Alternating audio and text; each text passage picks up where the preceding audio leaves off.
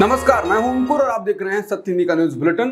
एक नजर अब तक की सुर्खियों पर। इजराइल के विपक्षी नेता और पूर्व प्रधानमंत्री यायर लैपिड ने शनिवार को एक्स पर कहा कि इजराइल को एक सच्ची आपातकालीन सरकार की जरूरत है और इसमें कोई भी राजनीतिक विचार नैतिक अपमान है। उन्होंने कहा कि अब पहले से कहीं अधिक एक सिंगल लिमिटेड कैबिनेट के साथ एक ट्रू इमरजेंसी की जरूरत है। उन्होंने कहा कि हर किसी को पता होना चाहिए कि वो इस कैबिनेट में क्या कर रहे हैं, उनकी क्या भूमिका है, उनके अधिकारी क्या हैं और प्रशासनिक और कमांड आदेश क्या हैं। लैपिड ने कहा कि इसके बिना सरकार केवल अराजकता को गहराती है। गजा चिकित्सा आपूर्ति की कमी से जूझ रहा है। ताज़ा अपडेट में एक चिकित्सा कर्मी का कहना है कि चिकित्सा कर्मियों के पास जले हुए घावों की ड्रेसिंग खत्म हो गई है। उन्होंने कहा कि हमारे पास 70 से अधिक घायल हैं जिनके शरीर की सतह का 40% से अधिक हिस्सा जल गया है। 80% बच्चे हैं। फिलिस्तीन समर्थक गजा में युद्ध विराम और मानवीय सहायता की सुरक्षित डिलीवरी के आह्वान के लिए लंदन में एक नया मोर्चा निकाल रहे हैं। फिलिस्तीन एकजुटता अभियान के निदेशक बेन जमाल ने एक्स पर एक पोस्ट में कहा, पिछले शनिवार को हमने 1.5 लाख मार्च किए थे और आज हम हजारों की संख्या में मार्च करने की उम्मीद कर रहे हैं। उन्होंने कहा कि हम सभी एक ही संदेश देने के लिए एकजुट हैं। हम चाहते हैं कि हिंसा समाप्त हो। हम तत्काल युद्ध विराम का आह्वान कर रहे हैं और गजा के लोगों को जरूरी मानवीय आपूर्ति सुरक्षित रूप से पहुंचाए जाने की मांग कर रहे हैं। जमाल ने कहा कि जब तक आप हिंसा के मूल कारण का समाधान नहीं करेंगे, समाप्त हिंसा नहीं होगी। फिलिस्तीनी राष्ट्रपति महमूद अब्बास ने शनिवार को कायरा शांति शिखर सम्मेलन में अपने उद्घाटन भाषण के दौरान कहा कि हम कहीं नहीं जाएंगे, हम अपनी जमीन पर ही रहेंगे। अब्बास ने इजराइल और हमास से सभी बंदियों को रिहा करने का भी आग्रह किया। वहीं जॉर्डन के किंग अब्दुल्ला ने शनिवार को काहिरा शांति शिखर सम्मेलन में अपने उद्घाटन भाषण में कहा कि फलस्तीनियों का जबरन या अंदरूनी विस्थापन एक युद्ध अपराध है। इजराइल के रक्षा मंत्री गैलेंट ने इजराइल की उत्तरी सीमा का दौरा किया और डिवीजन 91 कमांडर के साथ स्थिति का जायजा किया। गैलेंट ने कहा, हिजबुल्लाह ने लड़ाई में शामिल होने का फैसला किया है और वो इसके लिए बड़ी कीमत चुकाएगा और हमें किसी भी संभावना के लिए तैयार रहना चाहिए। उन्होंने कहा कि आगे बड़ी चुनौतियां हैं। डिवीजन 91 के अपने दौरे में गैलेंट ने कहा, ठीक 2 हफ्ते पहले दक्षिण में हमास की ओर से हम पर युद्ध छेड़ा गया था। इस युद्ध का इरादा बच्चों, नरसंहार से बचे लोगों को मारना, अपहरण करना, बलात्कार करना और नुकसान पहुंचाना था। इसके अलावा इसे कैमरे में कैद किया गया, फिल्माया गया और इजराइल को हमास संगठन से रोकने के लिए भेजा गया। उन्होंने कहा, हम पैमाने को 180 डिग्री पलटने जा रहे हैं। हमले का दिन उस दिन के रूप में याद किया जाएगा जब हमास का अंतिम विनाश शुरू हुआ था। इजराइल ने गजा पट्टी पर बमबारी शुरू करने के बाद से 2 हफ्तों में इतने सारे फिलिस्तीनियों को गिरफ्तार किया है कि उसकी हिरासत में फिलिस्तीनियों की संख्या दोगुनी हो गई है। 7 अक्टूबर से पहले इजरायली जेलों में लगभग 5200 फिलिस्तीनी थे, लेकिन अब कैदियों की संख्या अब से 10,000 से अधिक हो गई है। अधिकारियों और अधिकार समूह के अनुसार पिछले 2 हफ्तों में इजराइल ने गजा से लगभग 4000 मजदूरों को गिरफ्तार किया है जो इजराइल में काम कर रहे थे और उन्हें सैन्य ठिकानों पर रखा हुआ है। वहीं इसने कब्जे वाले वेस्ट बैंक और पूर्वी यरूशलेम में रात भर की सेना की छापेमारी में 1070 अन्य फिलिस्तीनियों को भी गिरफ्तार किया है। गजा और मिस्र को जोड़ने वाली रफा बॉर्डर क्रॉसिंग को आज मदद का सामान ले जाने के लिए खोल दिया गया है। राहत सामग्रियों से भरे ट्रक जैसे ही रफा क्रॉसिंग पर मिस्र की तरफ से गजा में दाखिल हुए, वहां खड़े वॉलंटियर्स ने ताली बजाकर खुशी जताई। फिलहाल केवल 20 ट्रकों को ही गजा में प्रवेश की अनुमति मिली है, जबकि वर्ल्ड फूड प्रोग्राम और अन्य मानवाधिकार संगठनों का कहना है कि गजा में जो हालात हैं उससे निपटने के लिए हर रोज कम से कम 100 ट्रक राहत सामग्री की जरूरत है। गजा के लिए रफा क्रॉसिंग खोलने के बाद राहत कार्य करने वाली संयुक्त राष्ट्र की एजेंसी ने कहा है कि जो मदद आने की उम्मीद है वो नाकाफी है।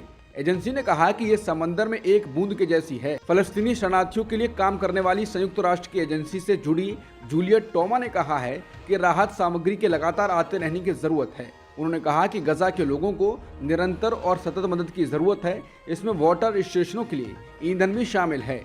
बता दें, इजराइल ने रफा नाके के रास्ते राहत सामग्री से लदे 20 ट्रकों को जाने की अनुमति दी है, लेकिन ईंधन जाने पर रोक लगा दी है। गजा में फिलिस्तीनी स्वास्थ्य मंत्रालय ने एक बयान जारी कर इस बात पर जोर दिया है कि पहुंचने वाली मानवीय सहायता से ईंधन को बाहर करने से बीमारों और घायलों का जीवन खतरे में पड़ जाएगा। बयान में कहा गया है कि हम अंतर्राष्ट्रीय समुदाय और मिस्र से अपील करते हैं कि अस्पतालों में और अधिक पीड़ितों की जान जाने से पहले ईंधन और आपातकालीन स्वास्थ्य जरूरतों को पूरा करने के लिए तुरंत काम करें। बता दें, इजराइल ने रफा नाके के रास्ते राहत सामग्री से लदे 20 ट्रकों को जाने की अनुमति दे दी है, लेकिन ईंधन जाने पर रोक लगा दी है। गजा की मिस्र की लगती सीमा पर स्थित रफा बॉर्डर क्रॉसिंग को ट्रकों के लिए खोला गया है, लेकिन बीबीसी की रिपोर्ट के अनुसार इजराइल में जिन 20 ट्रकों को अनुमति दी गई है उसमें से एक में तो सिर्फ ताबूत हैं, जिनसे मृतकों के शवों को गाड़ने के लिए ले जाया जाएगा। बता दें, इजरायली हमलों में अब तक 4,385 लोग मारे गए हैं, जिनमें 1,756 बच्चे और 967 महिलाएं शामिल हैं। इजराइल हमास के जंग के बीच प्रदर्शनों का सिलसिला जारी है। जम्मू कश्मीर की पूर्व सीएम महबूबा मुफ्ती समर्थकों के साथ सड़क पर उतर आईं और फलस्तीन के समर्थन में जमकर नारेबाजी की। उनके हाथ में फलस्तीन का झंडा था। उन्होंने कहा कि इजराइल जो फलस्तीन के साथ कर रहा है उसके नतीजे बहुत खतरनाक हो सकते हैं। महबूबा मुफ्ती ने पार्टी हेडक्वार्टर से प्रदर्शन मार्च निकाला और फलस्तीन को खाली करो के नारे लगाए। महबूबा मुफ्ती ने कहा, अभी तक गजा में 1500 फलस्तीनी बच्चे और हजारों बेगुनाह लोग मारे गए हैं और सारी दुनिया तमाशा देख रही है। और जब यूक्रेन में 2 साल के अंदर 500 बच्चे मारे गए तो पूरी दुनिया चीखने लगी। आज जब हजारों लोग मारे जा रहे हैं तब कोई बात नहीं कर रहा है। महबूबा ने आगाह किया कि जो होलोकॉस्ट में यहूदियों के साथ हुआ, आज इजराइल वही फलस्तीनियों के साथ कर रहा है और उसके नतीजे आने वाले वक्त में बहुत खतरनाक हो सकते हैं। समाजवादी पार्टी के नेता रामगोपाल यादव ने कांग्रेस को लेकर एक टिप्पणी की है, जिसके बाद विवाद और बढ़ सकता है। उनसे जब मीडिया ने समाजवादी पार्टी पर कमलनाथ समेत कांग्रेसी नेताओं के बयानों के बारे में पूछा तो रामगोपाल यादव ने कहा, मैं कुछ नहीं कहना चाहता, वो छुटभैया नेता हैं। बता दें, अखिलेश यादव भी इससे पहले गुरुवार को ही कांग्रेस पर सीधा हमला बोलते हुए कह चुके हैं कि कांग्रेस अपने चिरकुट नेताओं से सपा के लिए बयानबाजी न करवाए। अखिलेश इतने नाराज थे कि उन्होंने कांग्रेस को धोखेबाज तक बता दिया। बता दें, अखिलेश यादव की नाराजगी का कारण यूपी कांग्रेस के प्रदेश अध्यक्ष अजय राय का वो बयान है जिसमें उन्होंने कहा था कि मध्य प्रदेश में सपा की कोई हैसियत नहीं है। वहीं कमलनाथ से एक कार्यक्रम के दौरान जब यूपी के पूर्व सीएम अखिलेश यादव का नाम लेकर पूछा गया तो उन्होंने कहा कि छोड़ो भाई अखिलेश बखलेश की बातें। अब उनके इस बयान को लेकर अखिलेश के चाचा और सपा सांसद रामगोपाल यादव की भी प्रतिक्रिया सामने आ गई। बता दें, आजकल इंडिया गठबंधन में तनाव दिख रहा है। एक ओर जहां केजरीवाल अपने उम्मीदवार उतार रहे हैं तो दूसरी ओर नीतीश कुमार बीजेपी के नेताओं को लेकर कहते हैं कि भाजपा नेताओं से उनकी दोस्ती तब तक खत्म नहीं होगी जब तक वो जिंदा है। सपा और कांग्रेस विवाद में अब बीजेपी नेता रविशंकर प्रसाद भी कूद गए हैं। उन्होंने कहा कि अखिलेश यादव कह रहे हैं कि विधानसभा में गठबंधन नहीं होगा। उन्होंने पूछा तो क्या लोकसभा में होगा। उन्होंने कहा कि कांग्रेस नेता कमलनाथ अखिलेश यादव के लिए ऐसे अपशब्दों का प्रयोग कर रहे हैं। रविशंकर ने कहा कि प्रधानमंत्री मोदी के नेतृत्व में देश दुनिया की शीर्ष अर्थव्यवस्था बन रहा है, दूसरी तरफ लोग लड़ रहे हैं। इस देश के लोग सब कुछ जानते हैं। बता दें, सोशल मीडिया पर लोगों का कहना है कि कहाँ तो नीतीश कुमार से लेकर खड़गे तक सब यूपी के मैदान में उतर रहे थे, बीजेपी को 40 सीटों पर बांधने का इरादा था, और कहाँ यूपी में इंडिया वाले अब साथ साथ चाय पीने को तैयार नहीं हैं। पत्रकार दीपक शर्मा का कहना है कि मोदी जी कसम से क्या तकदीर पाई है आपने। दैनिक भास्कर की रिपोर्ट के अनुसार चीन ने एलएसी पर सैन्य तैनाती में अब तक कोई कटौती नहीं की है। अमेरिका के रक्षा मंत्रालय पेंटागन ने अपनी रिपोर्ट में इसकी जानकारी दी है। रिपोर्ट के मुताबिक बॉर्डर पर चीन लगातार सड़कें, गांव, स्टोरेज फैसिलिटीज, एयरफील्ड और हेलीपैड बना रहा है। पेंटागन ने अपनी रिपोर्ट में यह भी बताया है कि चीन ने पिछले 1 साल में परमाणु हथियारों की संख्या भी बढ़ा दी है। उसके पास अब 500 न्यूक्लियर वॉरहेड्स हैं। पेंटागन के मुताबिक चीन का लक्ष्य 2030 तक 1000 परमाणु हथियार बनाने का है।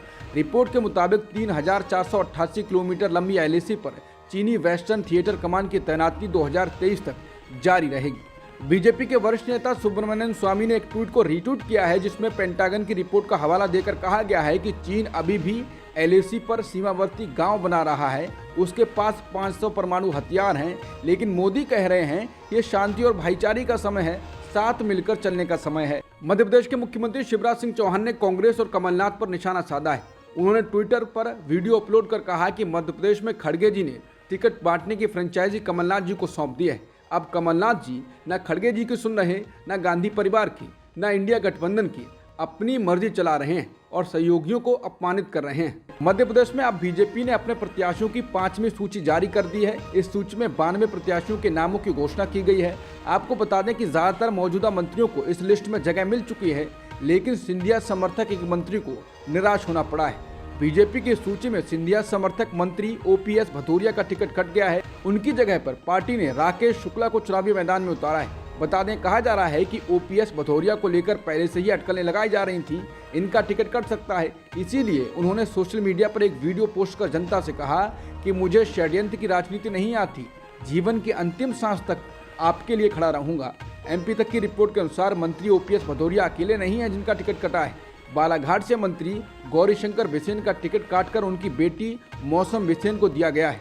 इसके अलावा शिवपुरी से सिंधिया की बुआ यशोधरा राजे सिंधिया का टिकट काटकर देवेंद्र कुमार जैन को दिया गया है। राजस्थान बीजेपी ने 83 उम्मीदवारों के नाम के साथ विधानसभा चुनाव के लिए अपनी दूसरी लिस्ट जारी कर दी है। पार्टी ने 8 वर्तमान विधायकों के टिकट काट दिए हैं। इनमें सूरसागर से सूर्यकांता व्यास भी शामिल हैं। बता दें, सूरसागर से बीजेपी विधायक सूर्यकांता व्यास का टिकट काटकर बीजेपी ने सबसे ज्यादा चौंका दिया है। उनकी जगह देवेंद्र जोशी को मैदान में उतारा गया है। मालूम हो कि सूर्यकांता व्यास सीएम अशोक गहलोत की तारीफ करने के कारण पार्टी के निशाने पर थी। सितंबर 2023 में सूर्यकांता ने अशोक गहलोत की राजा महाराजाओं से तुलना करते हुए कहा था कि उन्होंने समाज पर कई उपकार किए हैं। बीजेपी ने शनिवार को राजस्थान विधानसभा चुनाव के लिए उम्मीदवारों की दूसरी सूची जारी कर दी है। पूर्व सीएम वसुंधरा राजे को झालरपाटन से चुनाव लड़ने के लिए मैदान में उतारा गया है। प्रदेश भाजपा अध्यक्ष सतीश पूनिया को अंबर से मैदान में उतारा गया है। तारानगर से राजेंद्र राठौड़ और नागौर से ज्योति मिर्धा चुनाव लड़ेंगी। भाजपा अब वसुंधरा के समर्थकों को एडजस्ट कर रही है। अपनी दूसरी सूची में भाजपा ने चित्तौड़गढ़ से विद्याधर नगर सीट से नरपत सिंह राजवी को भी मैदान में उतारा, क्योंकि इससे पहले उन्होंने 5 बार विधायक नहीं रहने का फैसला किया था। राजवी पार्टी के कद्दावर नेता भैरव सिंह शेखावत के दामाद हैं और पहली सूची में उनका नाम गायब होने से पार्टी कार्यकर्ताओं के एक वर्ग में नाराजगी थी। कांग्रेस ने आगामी राजस्थान विधानसभा चुनाव के लिए 33 उम्मीदवारों की पहली सूची जारी कर दी है। सीएम अशोक गहलोत सदरपुरा से, सचिन पायलट टोंक से, सीपी जोशी नाथद्वारा से, दिव्या मदेरना ओसियां से, गोविंद सिंह डोटासरा लक्ष्मणगढ़ से, कृष्णा पूनिया सादुलपुर से चुनाव लड़ेंगी। पहली सूची को लेकर कोई विवाद अभी तक सामने नहीं आया है। कांग्रेस की पहली सूची देखकर लग रहा है कि कांग्रेस आलाकमान ने गहलोत समर्थक ज्यादातर विधायकों को टिकट दिया है, लेकिन राजस्थान कांग्रेस की सूची गहलोत की वजह से ही रुकी हुई थी। कांग्रेस नेता पवन खेड़ा ने सीएजी को लेकर मोदी सरकार को घेरा है। उन्होंने प्रेस कॉन्फ्रेंस में कहा कि आज से 10 साल पहले रामलीला मैदान में तमाम ठग इकट्ठा हुए। इन ठगों ने नौटंकी करके पूरे देश को फंसाया और मीडिया ने इसे जन आंदोलन बताया। इन सब ने सीएजी रिपोर्ट्स को आधार बनाया था। ये सभी रिपोर्ट्स मामले बीते 10 वर्षों में बेबुनियाद साबित हुए। इन ठगों का मकसद डॉक्टर मनमोहन सिंह जी की साफ छवि को खराब करना और यूपीए सरकार को बदनाम करना था। इसके बाद उन्होंने कहा कि जिस सीएजी ने साल 2015 में 55 रिपोर्ट्स निकाली थी, 2023 में वही सीएजी बड़ी मुश्किल से रिपोर्ट्स निकाल पा रहा है। भारतमाला प्रोजेक्ट्स में 1 रुपए का काम 14 रुपए में किया गया। 1 किलोमीटर की सड़क को 4 तरीके से नापकर 4 किलोमीटर की सड़क बताया गया। आयुष्मान योजना के घोटाले सामने आए, जहां एक ही मोबाइल नंबर से लाखों लोग जुड़े हुए थे, लेकिन सीएजी की रिपोर्ट पर मीडिया में कुछ नहीं दिखाया गया। रामलीला मैदान में भी कोई आंदोलन देखने को नहीं मिला। पवन खेड़ा ने कहा कि भगवान राम के नाम पर वोट लेने वालों ने भगवान राम के घर को भी नहीं छोड़ा। बीजेपी ने अयोध्या विकास परियोजना में ठेकेदारों के साथ मिलकर करोड़ों रुपए का फर्जीवाड़ा किया। इसी के साथ उड़ान, रेलवे, खादी ग्राम उद्योग, ग्रामीण विकास किसी को नहीं छोड़ा गया। यानी खाऊंगा और खिलाऊंगा, अगर बता दोगे तो चुप भी कराऊंगा। पवन खेड़ा ने कहा कि सीएजी के जिन 3 अधिकारियों ने मोदी सरकार के घोटालों को उजागर किया, उनका ट्रांसफर कर दिया गया।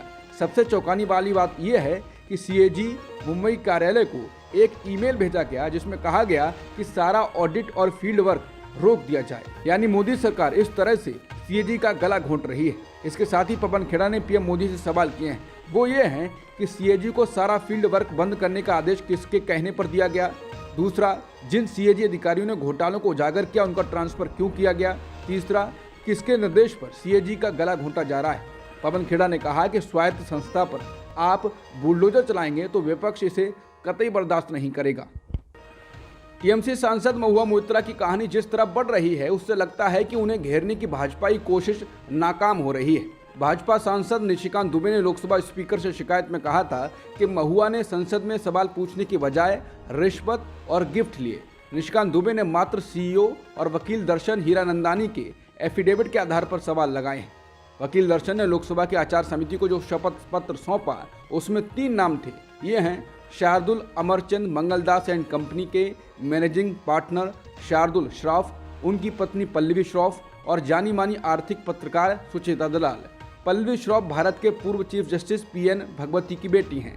SAM भारत की जानी मानी लॉ फर्म है। इंडियन एक्सप्रेस ने शनिवार 21 अक्टूबर को इस संबंध में रिपोर्ट प्रकाशित की है। शार्दुल और पल्लवी ने हीरानंदानी समूह के CEO और वकील दर्शन हीरानंदानी के इस दावे को खारिज कर दिया है कि TMC सांसद महुआ मोइत्रा को PM मोदी और व्यवसायी गौतम अडानी को बदनाम करने के लिए उनकी मदद मिल रही थी। एक बयान में उन्होंने हीरानंदानी के खिलाफ कानूनी कार्रवाई की चेतावनी दी है। इंडियन एक्सप्रेस के मुताबिक शार्दुल श्रॉफ और पल्लवी श्रॉफ ने अपने बयान में कहा, हमने अडानी परिवार या प्रधानमंत्री के खिलाफ उठाए जाने वाले किसी भी सवाल के लिए कोई जानकारी नहीं दी है या पैसा नहीं दिया है। हमारे खिलाफ इस तरह का आरोप या आक्षेप लगाना भी बेहद दुखद है और पूरी तरह से दुर्भावनापूर्ण है। अमेरिका और ब्रिटेन ने भारत से आग्रह किया है कि वो कनाडा पर भारत में अपनी राजनयिक उपस्थिति कम करने पर जोर न दे। दोनों देशों ने सिख अलगाववादी की हत्या पर विवाद के बीच कनाडा द्वारा 41 राजनयिकों को बाहर निकालने पर चिंता जताई। बता दें, जून में कनाडा के वैंकूवर में कनाडाई नागरिक और खालिस्तानी नेता हरदीप सिंह निज्जर की हत्या में भारत की संलिप्तता का आरोप लगा था। भारत ने आरोप से इनकार किया है। हालांकि भारत ने निज्जर को आतंकवादी घोषित किया था और उस पर इनाम भी था। इधर कई खालिस्तानी नेताओं की मौत विदेश में हो चुकी है। कनाडा के प्रधानमंत्री जस्टिन ट्रूडो ने शुक्रवार को कहा कि भारत के कनाडा के राजनयिकों पर कार्रवाई करने से दोनों देशों में दसियों लाख लोगों का जीना मुहाल हो गया है। समाचार एजेंसी रॉयटर्स के मुताबिक ट्रूडो ने कहा है कि भारत सरकार ने कनाडा और भारत में रहने वाले दसियों लाख लोगों के जीवन को असामान्य रूप से मुश्किल बना दिया है। भारत कूटनीति के एक बहुत ही बुनियादी सिद्धांत का उल्लंघन करके ऐसा कर रहा है। टीवी पर प्रसारित प्रेस वार्ता में ट्रूडो ने कहा, मैं कनाडा में रहने वाले उन दसियों लाख लोगों की खुशियों और भलाई को लेकर चिंतित हूँ जिनकी जड़ें भारतीय उपमहाद्वीप से जुड़ती हैं। भारत का गगनयान मिशन शनिवार 21 अक्टूबर को अपने तय समय पर लॉन्च नहीं हो पाया, लेकिन बाद में इसे सफलतापूर्वक लॉन्च कर दिया गया। इसरो प्रमुख S सोमनाथ ने मीडिया को बताया कि ऑटोमेटिक प्रक्षेपण क्रम भारतीय समय अनुसार सुबह 8:30 बजे शुरू हुआ था, लेकिन मिशन के ऑनबोर्ड कंप्यूटरों ने एक गड़बड़ी को देखा और उसके बाद लॉन्चिंग प्रक्रिया को रोक दिया गया। अंतरिक्ष एजेंसी ने इस गड़बड़ी को पता लगाने और ये समझने की कोशिश की कि प्रक्षेपण किस वजह से रुका। बहरहाल अब इसे सफलतापूर्वक लॉन्च कर दिया गया है।